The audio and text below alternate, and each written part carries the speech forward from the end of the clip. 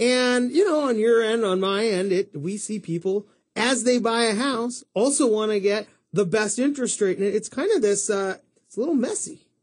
Well, I think it's interesting if he's listened to Steve and Kendra talk about the market and how the demand is going up for good properties. And this is, you know, it's tougher to find good properties for buyers these days. So it's interesting on the mortgage side of things. It seems like with rates as being as low as they are, that's the one thing you don't want to mess with, just because the state of the industry as a whole is just tougher to get mortgages.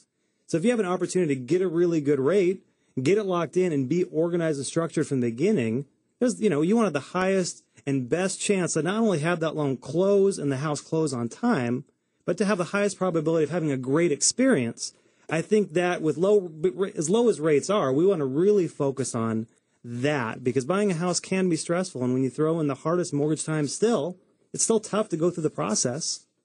You know, let's focus on having a great experience and still getting a fair deal, maybe not the best. And that's what's interesting out there. Well, you know, one of the hard parts, I think, for, you know, just for people in general is, you know, I think people are they're trained to think, well, what's the best rate? What's the best rate?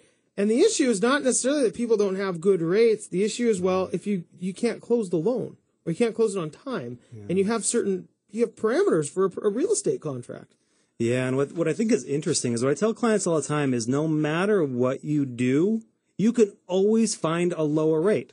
You could literally spend 3 days on the internet and call 50 different lenders, and you can barter that down to anything that you want. If you're willing to scour the internet, scour every lender across the country, but the challenge at the end of the day is the deal going to close, and are you going to have a good experience? So it all comes down to really at the end of the day what you want. What's interesting to clients these days is still people want the Walmart or they want the Nordstrom experience, but they want the Walmart pricing, and you can't get both.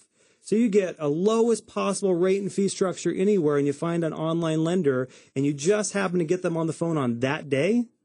You know, the chances what a lot of people run into is they get frustrated and creates a bad experience by not having calls returned in a timely fashion, sending docs over multiple times, fees and rates changing throughout the process. You know, that's just kind of the reality if you're looking for rate and fee as the number one driving factor, because it's never ending. Well, you know, we've had low interest rates now. It's kind of since that February mark, and February seems to be the time the real estate market around here changed. It kind of was this rate, this flip that kind of this switch that flipped. Seems like it. Yeah. And so, but that was when we saw low interest rates. Yeah. The lowest interest rates. Now we're back there, and it does seem that low rates may be capturing more and more people's attention. Yeah. Well, what's interesting we still hear as well is, you know, rates are low today. Rates were low February 15th. They're about, give or take, the same as where they were 2 months ago.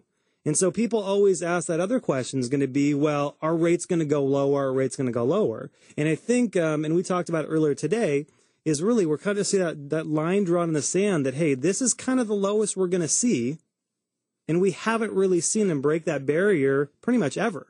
And it's been a couple of months of them being relatively low compared to what we've ever seen. Yeah, when rates are in the 3% range and people are asking if they're going to get lower, I mean, on a 30-year fix. Yeah, you know, Steve and Kendra both talked about it. It's, you know, if you're going to try to find the absolute bottom, you're going to miss it. Yeah. It's really tough. Our rate's going to go lower. Yes, maybe they're going to go to an eighth lower. But if you're going to wait for that, then you're probably going to try to wait till it's 2%, and then you want 1%, and guess what? Then next thing you know, you don't get a new loan, and then you're upset. Well, that's what's interesting we talked about earlier is what seems to me sometimes you run into buyers that, given the market that we're in, they want to be in a market where there's inventory and less competition like it was in October and September.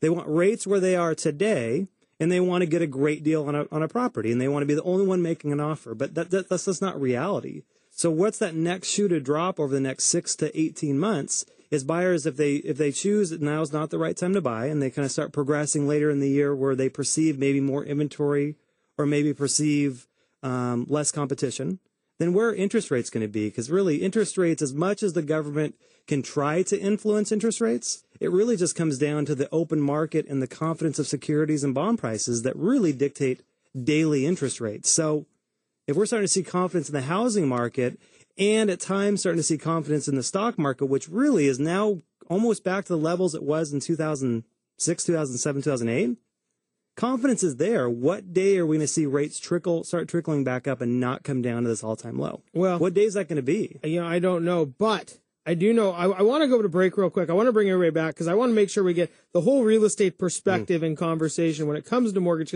I don't know when rates are going to go down. I don't know when they're going to go up, but it does appear that the real estate market is going up a little bit. And so, maybe there is that frenzy. Let's talk a little bit back with Stephen Kendra when we come back. You're listening to Brashenomics.